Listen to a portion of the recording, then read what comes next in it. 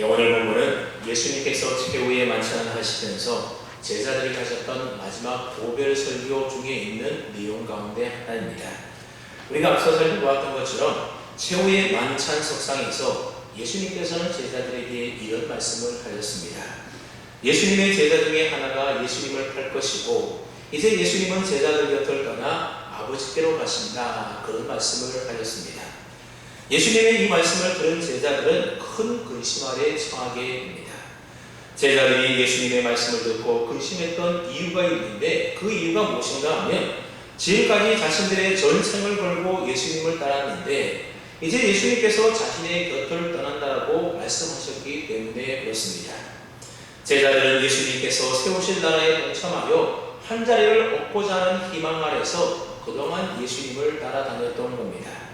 그러니 이들에게 있어서 예수님은 그들의 인생의 의미였고 소망이었고 어쩌면 마지막 희망이었는지도 모릅니다. 그런 예수님께서 이제 제자들 곁을 떠나서 어디론가 가신다라고 하니 예수님의 이 말씀은 남겨진 제자들에게는 청천벽력과도 같은 소식이었던 겁니다. 그동안 예수님을 따라다니면서 품었던 그 모든 꿈과 희망과 기대들이 한순간에 산산조각나게 하는 그런 소식이었던 겁니다.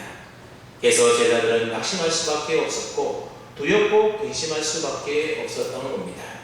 더구나 지난 시간에 우리가 살펴보았던 것처럼 예수님께서 제자들 곁을 떠난 뒤에는 제자들이 세상으로부터 미움을 받고 또 많은 핍박과 고난을 당하게 될 것이라 예수님이 말씀하셨는데 이 예수님의 말씀이 제자들에게 더 큰 근심을 불러일으켰던 겁니다. 이런 제자를 향하여 예수님께서는 자신이 제자들을 떠나는 의미가 무엇인지 지금까지 여러 번 자세하게 설명을 해 주었습니다. 예수님께서는 결코 제자들을 고아처럼 완전히 버려두지 않으시겠다, 그렇게 말씀하셨습니다. 그럼 예수님께서는 제자들에게 다시 오시겠다라고 약속하시면서 그들을 위로해 주었습니다. 그리고 예수님께서 떠나시는 이유도 너희를 위하여 아버지 집에 거처를 예비하러 가신다, 그런 말씀도 하셨습니다. 예수님께서 제자들 곁을 떠나시더라도 또 다른 보혜사이신 성령님을 너희에게 보내주겠다, 그런 약속도 예수님이 제자들에게 해 주었습니다. 특히 제자들이 세상으로부터 온갖 고난을 당하고 고통을 당할 때에 진리의 성령께서 친히 예수님을 증언하시고 제자들도 그 성령의 능력을 힘입어서 주의 복음을 증거하는 삶, 능력 있는 삶, 승리의 삶을 살게 될 것이다, 지난 시간에 살펴보았던 15장 후반절에서 그렇게 예수님이 제자들에게 분명히 말씀하셨습니다. 그러니까 예수님은 제자들이 당하게 된 환난에 대해서만 얘기한 것이 아니라 그 환난을 넉넉하게 이기게 하실 능력이 되시는 보혜사 성령님을 너희에게 보내줄 것이다, 그런 약속과 말씀을 분명히 해 주었던 겁니다. 그런데도 제자들은 성령에 대해서 말씀하신 예수님의 말씀을 듣고서도 마음이 결코 편치 않았습니다. 오히려 제자들의 마음은 여전히 불편했고 또 근심과 걱정 가운데 그들은 여전히 힘들어했습니다. 그러한 제자들의 반응을 보시면서 예수님께서 이렇게 말씀하셨습니다. 오늘 보면 5절과 6절 말씀인데 5절과 6절을 한번 보십시오. 지금 내가 나를 보내신 이에게로 가는데 너희 중에서 나더러 어디로 가는지 묻는 자가 없고 도리어 내가 이 말을 함으로 너희 마음에 근심이 가득하도다. 예수님이 제자들에게 이렇게 말씀하십니다. 여러분, 예수님이 하신 이 말씀을 가만히 보게 되면 이제 예수님께서는 아버지께로 가게 되는데 제자들 중에 그 어느 제자들도 어느 누구도 예수님을 향하여 예수님 어디로 가십니까? 그렇게 묻는 자가 있었다라는 겁니까? 없었다라는 겁니까? 아무도 없었다, 그렇게 예수님이 말씀하십니다. 근데 여기서 어디로 가는지 묻는 자가 없다라고 하는 말은 제자들이 예수님에게 어디로 가는지 묻지 않았다, 그런 의미의 말이 아닙니다. 왜냐하면 여러분 13장 36절 말씀을 한번 보십시오. 우리 본문 조금 앞으로 펴서 몇 장 앞으로 가보면 13장이 나오죠. 13장 36절 말씀을 한번 보십시오. 대신 13장 36절 말씀 함께 읽어볼까요? 시작. 시몬 베드로가 이르되 주여 어디로 가시나이까? 베드로가 예수님을 향하여 주여 어디로 가시나이까? 그렇게 분명히 물었었다는 겁니다. 또 14장 5절 말씀을 또 한번 보십시오. 14장 5절 말씀에 보면 도마가 이르되 주여 주께서 어디로 가시는지 우리가 알지 못하거늘 그 길을 어찌 알겠사옵나이까. 그런데 여러분 보십시오. 제자들은 분명히 예수님이 어디로 가시는지 물어보았었고 예수님이 가시는 그 길을 우리가 알지 못하니 그 길을 우리에게 알려달라. 그렇게 분명히 예수님에게 말씀하신 바가 있다는 겁니다. 그렇다면 오늘 본문 5절에서 예수님께서 말씀하신 너희 중에 나더러 어디로 가는지 묻는 자가 없고 라고 하는 이 말의 의미가 무엇이겠습니까? 예수님의 이 말씀은 지금 제자들이 예수님이 어디로 가시는지 거기에 대해서 아무런 관심도 갖고 있지 않다, 그런 의미의 말입니다.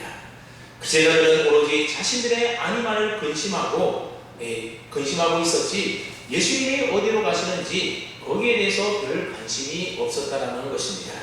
다시 말하면 예수님께서 하나님 아버지께로 가셨다가 다시 오셔서 세상에 주지 못할 평안을 주시겠다라고 말씀하셨고 그래서 예수님 안에 거하라고 말씀하셨음에도 불구하고 제자들은 세상이 제자들을 미워하여 핍박하고 심지어 죽일 것이다 라고 그렇게 예수님이 말씀하시게 되자 제자들은 깊은 근심과 수렁에 빠져버렸다고 하는 겁니다. 그러니 지금 제자들에게는 예수님이 곧 당하게 되실 십자가의 고난과 죽으심은 그들에게는 전혀 안중에도 없고 오직 자신들에게 닥칠 고난에만 집중하고 집착하고 있었던 겁니다. 그래서 예수님께서는 근심에 빠져있는 믿음 없는 이 제자들을 향하여 너희 중에 내가 당할 고난에 대하여 묻거나 걱정할 자가 아무도 없고 도리어 너희가 나로 인하여 세상으로부터 미움과 박해와 핍박을 받게 될 것이라고 하는 이 말 때문에 너희 마음에 근심이 가득하구나. 그렇게 안타까워하시면서 예수님이 하신 말씀이 바로 오늘 본문 5절, 6절 말씀이라는 겁니다. 그러면서 예수님께서는 근심하고 있는 제자들에게 계속해서 위로와 용기를 북돋아주는 말씀을 하시는데 7절 말씀을 들어보십시오. 7절 말씀을 보면 그러나 내가 너희에게 실상을 말하노니 내가 떠나가는 것이 너희에게 유익이라. 내가 떠나가지 아니하면 보혜사가 너희에게로 오시지 아니할 것이요 가면 내가 그를 너희에게 보내리니. 예수님은 자신이 제자들 곁을 떠나는 것이 제자들에게 있어서는 오히려 더 유익한 일이다, 그렇게 이야기하고 있습니다. 그동안 예수님께서도 제자들에게 보혜사로 사역을 하셨습니다. 그러나 예수님께서 세상을 이제 떠나가게 되시면 다른 보혜사이신 성령을 보내주셔서 그때부터는 제자들이 성령의 보호심과 인도하심 속에서 능력 있는 제자의 삶을 살게 될 것이라는 겁니다. 예수님은 우리 인간들처럼 육신의 몸을 입고 이 땅에 계셨기 때문에 시공간의 제한을 받으셔야만 했습니다. 그래서 잠시라도 예수님과 떨어져 있게 된다고 한다면 예수님의 인도하심과 예수님의 보호와 돌보심을 받지 못하게 되는 겁니다. 그러다 보니 제자들뿐만 아니라 예수님과 다른 시대의 다른 공간에 살아가는 오늘 우리들까지도 예수님의 돌보심과 은혜를 누리며 살 수가 없는 것입니다. 그런데 성령님이 오시면 시간과 공간의 제약 없이 예수 믿는 사람들은 누구나 할 것 없이 다 성령님의 은혜와 돌보심 속에 살아갈 수 있게 되는 것입니다. 왜냐하면 성령님은 시간과 공간을 초월해서 모든 사람들과 항상 함께 계실 수 있는 분이기 때문에 그렇습니다. 그러니 일시적으로 볼 때는 제자들이 좀 힘들 수도 있겠지만 결국 예수님이 떠나시고 다른 보혜사신 성령님이 오시는 것이 실상 제자들에게는 더 유익한 일이라고 예수님이 말씀하고 계시는 겁니다. 여러분, 보혜사 성령님은 예수님이 떠나가셔야만 오시기 때문에 예수님이 떠나시는 것이, 그래서 보혜사 성령님이 제자들에게 임하는 것이 제자들에게는 훨씬 더 유익한 일이라는 겁니다. 여러분, 그런 의미에서 볼 때에 예수님의 세상생애 동안에 예수님과 동행했던 예수님의 제자들보다도 오히려 오늘 교회 시대를 살아가는 저와 여러분들이 저 복되고 영광스러운 성령님의 은혜를 누리며 살아가고 있는 것입니다. 왜냐하면 지금 저와 여러분들은 예수님께서 약속하신 성령님의 강림 이후 시대를 살아가고 있기 때문에 그렇습니다. 비록 예수님은 직접 우리와 더 이상 함께 하시지는 않지만 그러나 예수님께서 보내주신 약속하신 보혜사 성령님께서 강림하셔서 내 안에 나와 함께 영원히 계시기 때문에 그렇습니다.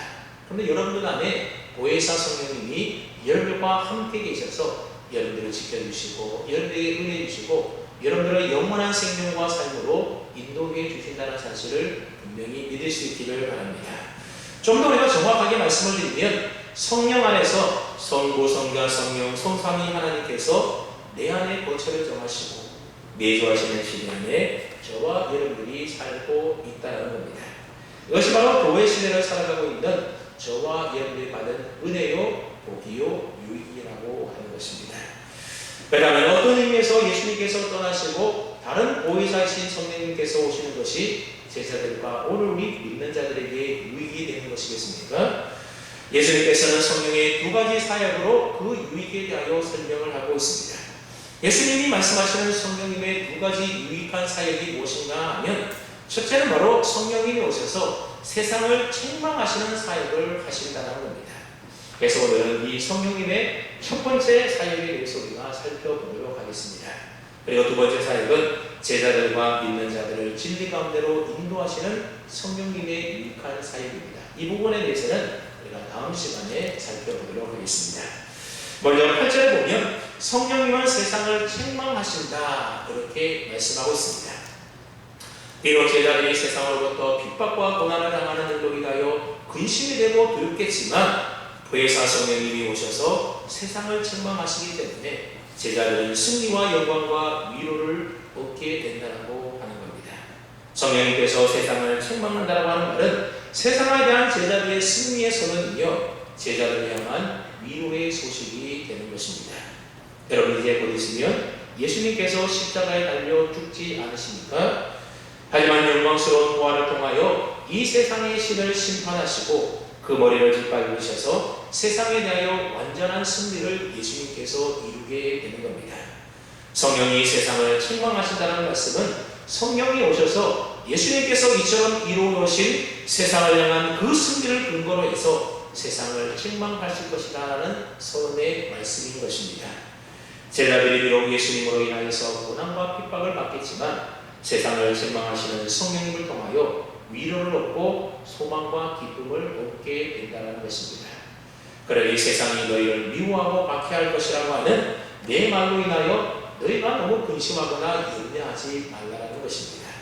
내가 떠나면 보혜사 성령님을 너희에게 보내주시겠다. 그렇게 예수님이 분명히 약속하고 있는 겁니다. 그 다음에 성령께서 세상을 어떻게 책망하신다는 것입니까? 또 성령님께서 세상에 대하여 어떤 내용으로 책망하신다는 말씀입니까? 우리 한번 8절 말씀을 뜻을 새겨가면서 함께 해보겠습니다. 8절입니다. 시작.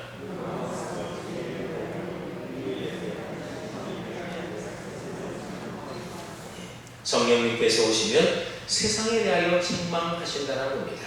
여기서 책망하신다는 말을 헬라어 원어에 보았더니 엘렌크세이라고 하는 단어를 사용하고 있는데 이 단어의 뜻이 무엇인가 하면 바로잡다, 고쳤다, 죄를 깨닫게 하다 그런 여러 가지 뜻을 가지고 있습니다. 그러니까 책망하신다는 말은 어떤 죄나 악을 깨닫게 해서 잘못된 것을 꾸짖어서 바로잡는다 그런 의미를 갖고 있는 말이 바로 책망한다는 말의 뜻입니다. 그래서 공동번역 성경에 보게 되면 이 8절 말씀을 어떻게 번역해 놓았는가 하면 이렇게 번역해 놓았습니다.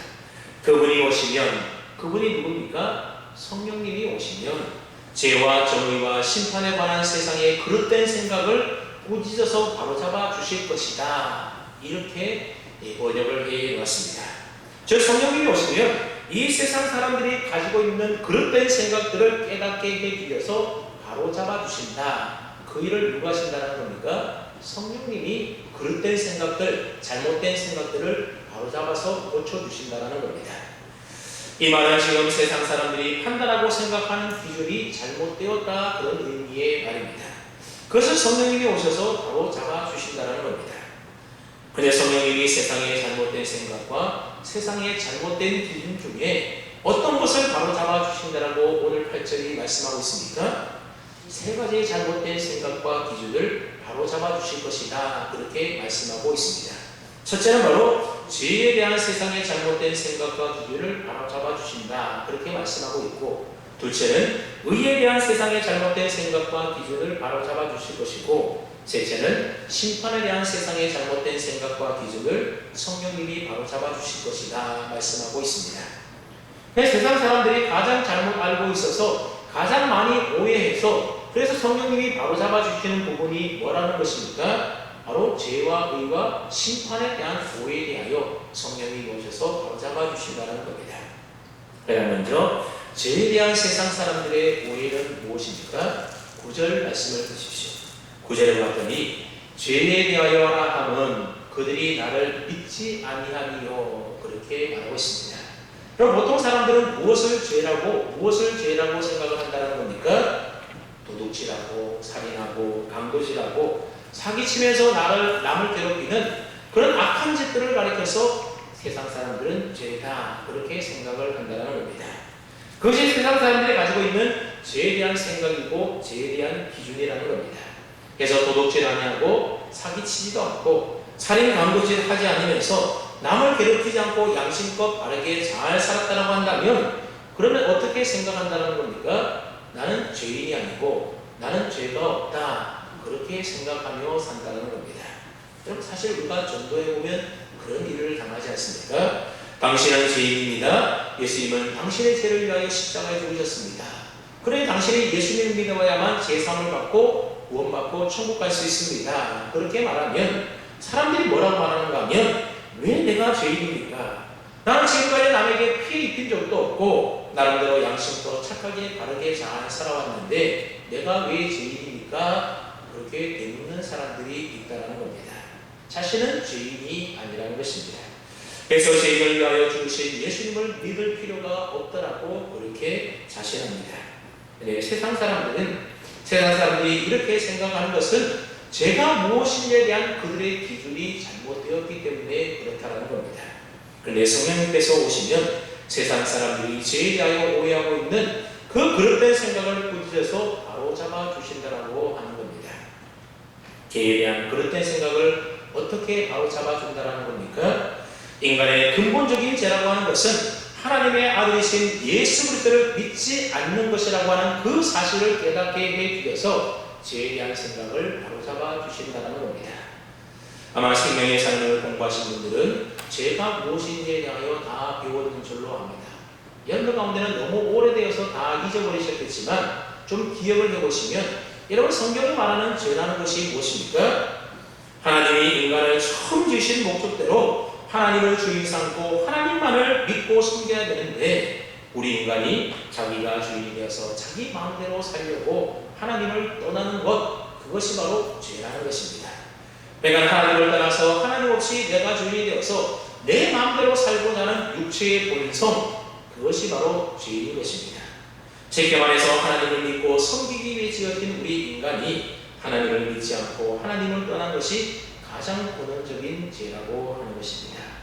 여러분, 자녀들이 부모님에게 짓는 가장 큰 죄가 무엇이겠습니까? 부모 말 듣지 않고 부모 속썩이는 것이겠습니까? 부모님에게 효도하지 않는 겁니까? 물론 부모님 말 안 들어서 속썩이고 또 부모님에게 효도하지 않는 그런 것들도 부모에게 죄를 짓는 것이지만, 부모에게 짓는 가장 큰 죄는 부모를 부모로 여기지 않는 것이 가장 큰 죄인 것입니다.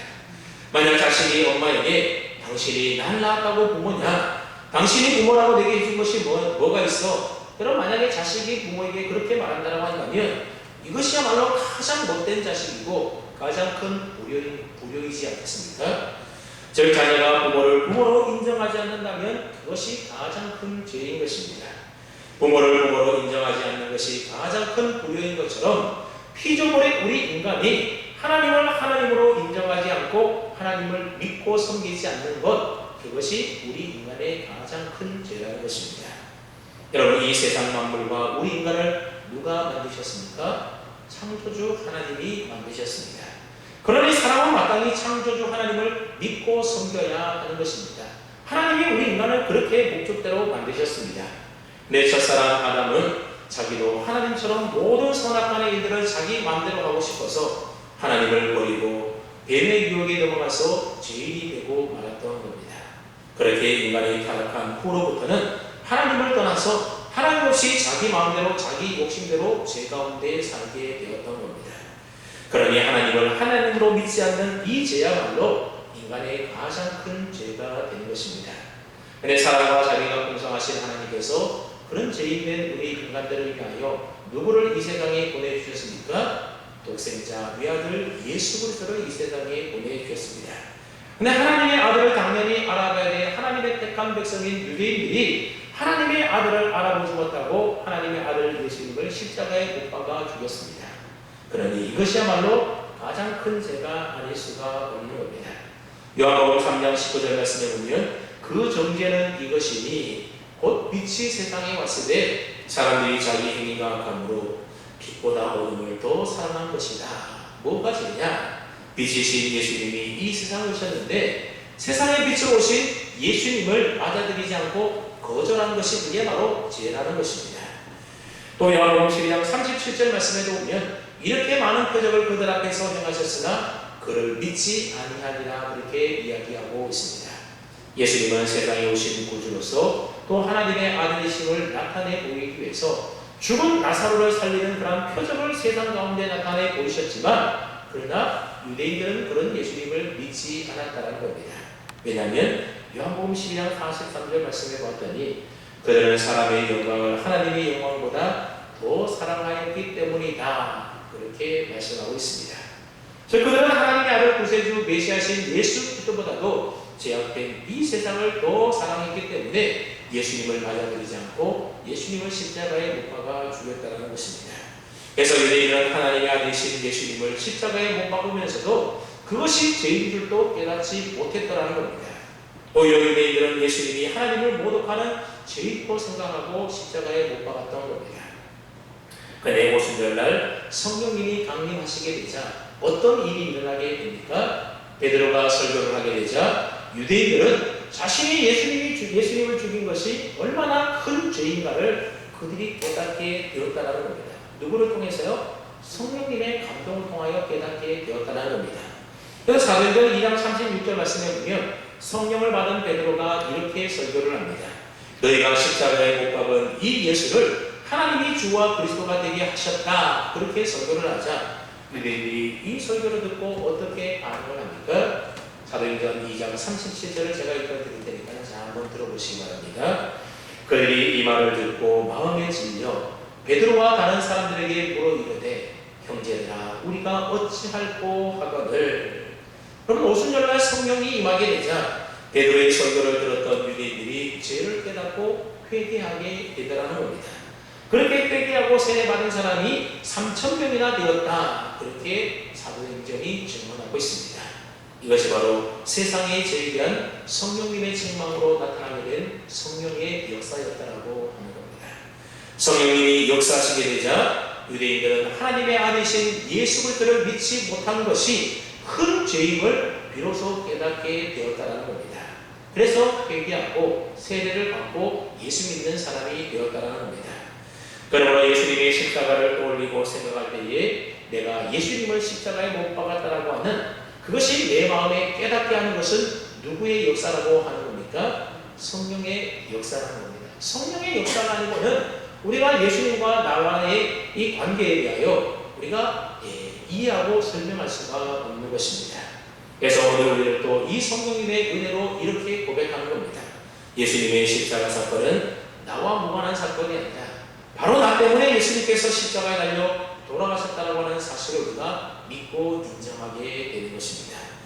이처럼 성령님의 역사가 아니고는 2000년 전에 일어났던 사건이 오늘 나를 위한 사건이라고 어느 누구도 이해하거나 믿거나 고백할 수가 없는 것입니다. 성령님이 우리 속에서 역사하시고 우리를 깨닫게 해주셔서 우리가 이런 고백을 할 수가 있다는 겁니다. 그러면 여러분 오늘날에도 죄에 대한 기준은 무엇이라는 겁니까? 예수님을 믿느냐 믿지 않느냐 이것이 바로 죄에 대한 기준이라는 겁니다. 예수님을 믿지 않으면 그것은 죄고 예수님을 믿으면 그것이 죄가 아닌 것입니다. 그런데 여러분 오늘날 세상의 문화는 어떻습니까? 예수님을 믿지 않는 것을 죄라고 인정하지 않습니다. 더 나아가 죄 자체를 아예 인정하지 않으려고 하는 그러한 풍습이 오늘날 우리 세대 속에 얼마나 많은지 모릅니다. 그래서 오히려 죄를 합리화하고 죄를 부정하려고 하는 겁니다. 그래서 나온 것이 뭐냐면 죄에 대하여 다른 이름을 붙여 짓기 시작하는 겁니다. 예를 들어서 낙태를 가리켜서 자녀 선택이라 그렇게 달리 이름을 부릅니다. 내 자궁은 내 것이라고 해서 낙태를 여성 인권의 하나로 본다는 것입니다. 살인을 자기 방어라고 부르고 음란을 인간의 본능이라고 부르며 탐욕을 선의의 경쟁이라고 부르고 동성애자를 성소수자라고 부르면서 동성애를 죄가 아니라는 식으로 이름을 바꾸어서 부른다는 겁니다. 그리고 분류를 로맨스, 생애 처음 느껴본 사람 이런 식으로 미화시켜서 이름을 붙이고 있다는 겁니다. 네, 이 모든 것은 죄를 죄로 인정하지 않겠다고 하는 현대인의 신보인 것입니다. 그래서 사람들은 자기에게 이익이 되고 유리하면 그것은 좋은 것이고 자신에게 불리하면 그것은 나쁜 것이다, 악이다 이렇게 말을 하고 있는 것입니다. 모든 기준이 하나님이 아니라 누구라는 겁니까? 우리 인간 자기 자신이 죄인지 아닌지 판단하는 기준이 되어버렸습니다. 그런데 이처럼 죄를 부정하고 죄를 합리화하는 인간의 그 본본스러움에도 성령이 임하게 되면 어떻게 된다는 겁니까? 바뀌게 된다는 겁니다. 성령님을 체험하면 먼저 자신이 죄임을 철저하게 깨닫고 회개하는 역사가 일어나게 됩니다. 그러나 성령님의 역사가 아니고서는 절대로 예수 믿지 않는 내가 죄인이구나 이 사실을 우리가 깨달을 수 없게 된다는 것입니다. 성령님이 아니고서는 절대로 내가 죄인인 것을 고백할 수도 없고 돌이킬 수도 없는 것입니다. 성령님을 만지시고 성령님이 간섭하시는 역사가 있을 때에 딱딱해졌던 굳어졌던 우리 마음이 비로소 풀리고 열리게 되는 것입니다.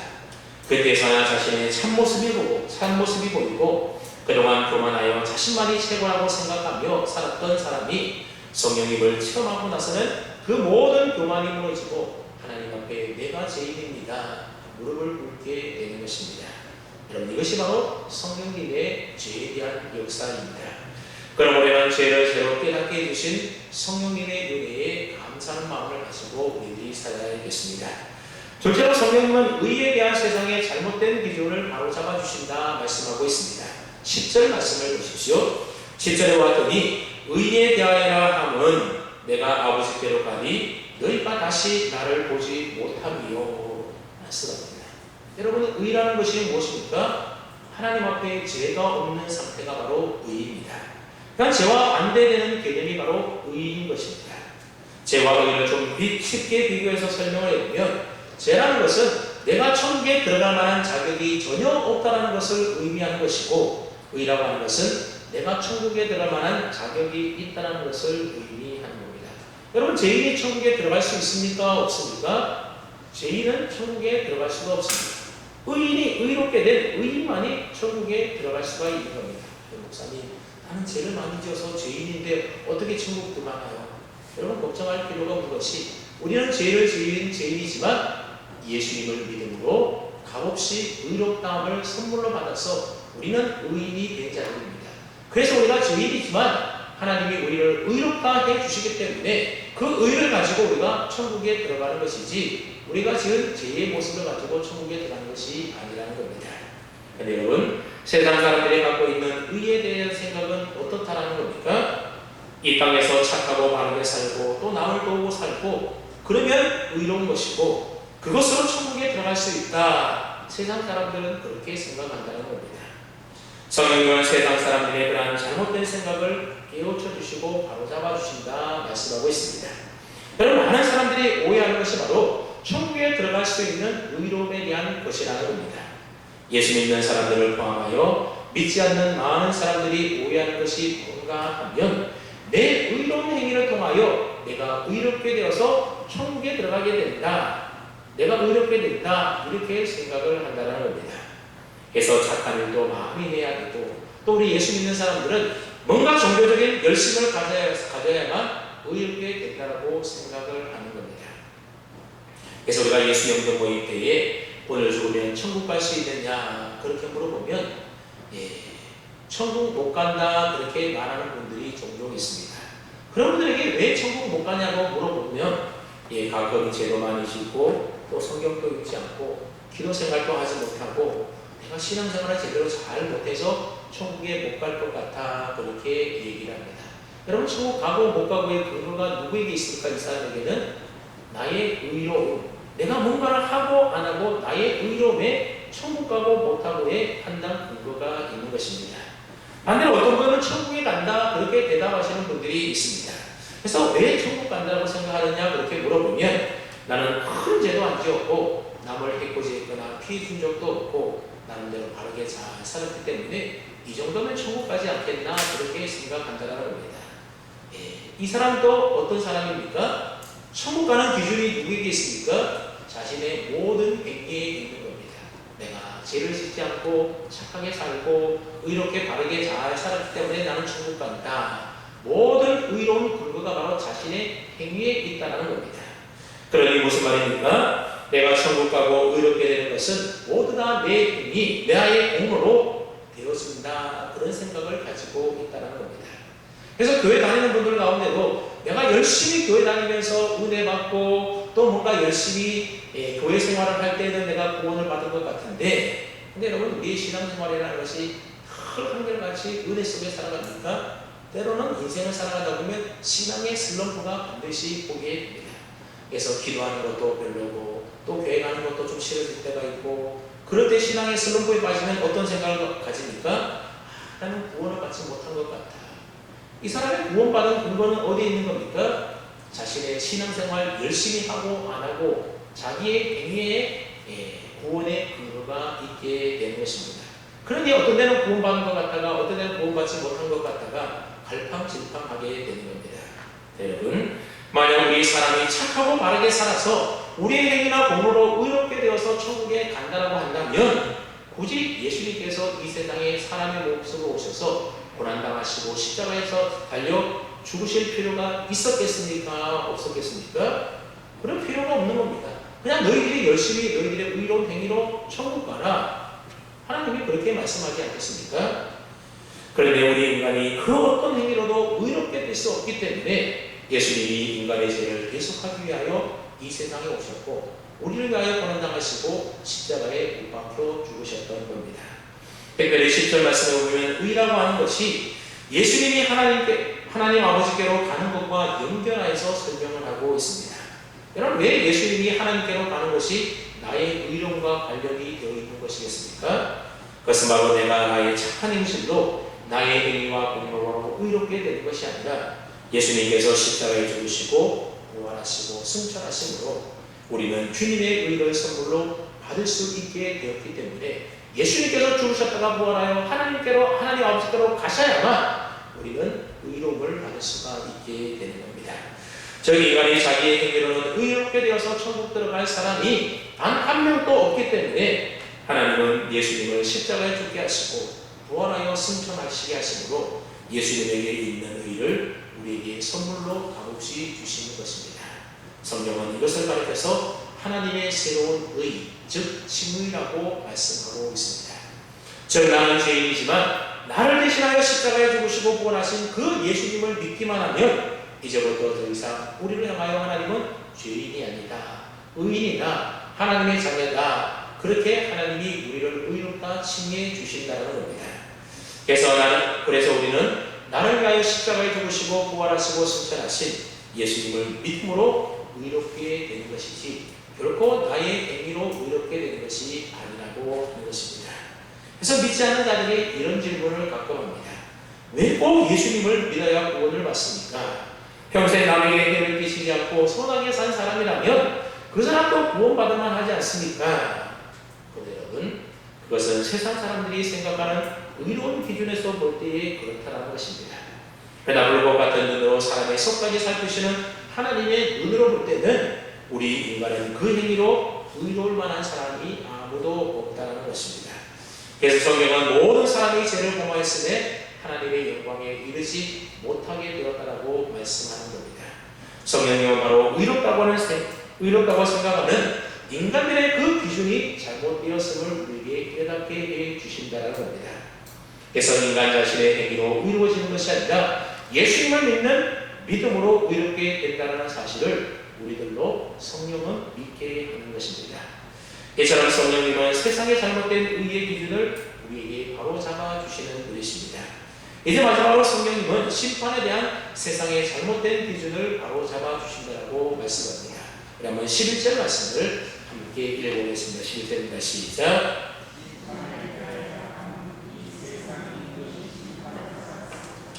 여러분, 세상 사람들은 심판에 대하여 어떻게 생각을 합니까? 심판이 없다, 그렇게 생각을 합니다. 사람이 죽으면 끝이지 뭐 심판이 어디 있느냐? 하나님의 심판에 대하여 없다라고 단정을 지어서 말합니다. 심판이 만약 있다라고 한다면 이 세상 권력자들이 행하는 그 심판만 생각하고 이 세상 권력자들의 심판만을 두려워한다는 겁니다. 하지만 세상 사람들은 하나님의 심판이 없다라고 생각하기 때문에 하나님을 두려워하지 않고 하나님을 섬기지 않습니다.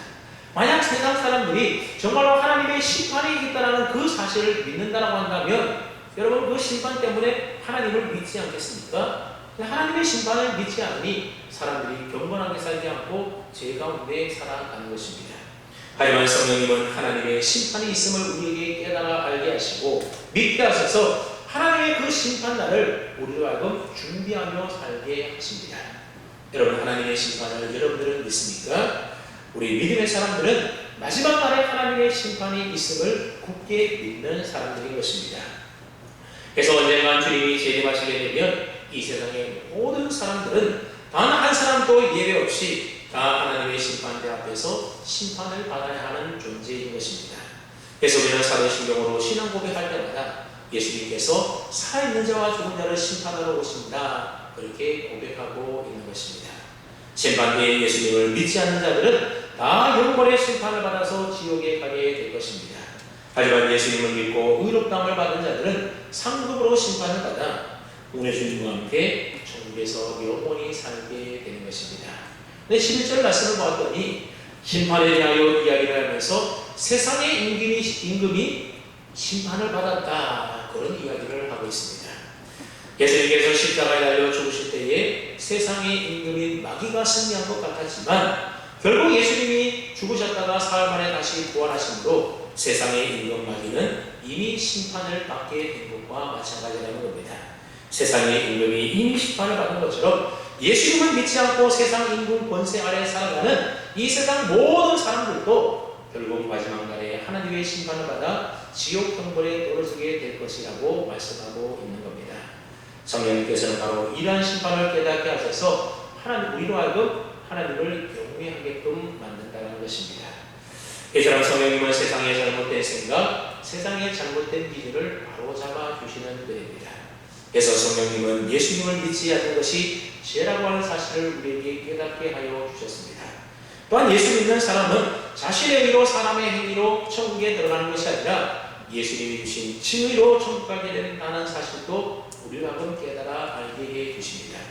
그뿐만이 아니라 이 세상 마지막 날에 하나님의 심판이 있음을 깨닫게 하셔서 하나님의 심판을 이 땅에 살면서 준비하며 경건한 그리스도인의 삶으로 우리를 인도하여 주십니다. 누가 그렇게 한다고요? 우리 안에 계시는 보혜사 성령님이 이와 같이 죄와 의와 심판에 따여 우리를 책망하시고 깨닫게 해 주신다는 겁니다. 자녀 여러분, 오늘 본문의 예수님의 제자들처럼 여러분들에게 문제가 있습니까? 어려움이 있습니까? 또 한 치 앞도 내다볼 수 없는 절망과 함으로 인하여서 근심하며 두려워하고 계십니까? 그럴 때일수록 우리 안에 내주하셔서 죄와 의와 심판에 대하여 깨닫게 하심으로 우리에게 영원한 생명과 천국의 기쁨을 주시는 보혜사 성령님을 더욱 의지하며 살아가시기를 바랍니다. 우리 안에 계시는 보혜사 성령님은 우리의 모든 삶의 형편을 다 아시고 우리를 도우시고 보호하시고 인도해 주시는 좋으신 분이십니다. 이 보혜사 성령을 통하여 모든 어려움과 문제를 이기시고 날마다 승리하는 삶을 살아가시기를 바랍니다. 그러한 보혜사 성령님의 돌보심의 은혜가 오늘 수요일에 참석하신 저와 여러분 모두에게 충만하게 임하시기를 주님의 이름으로 축원합니다. 아멘. 하나님 아버지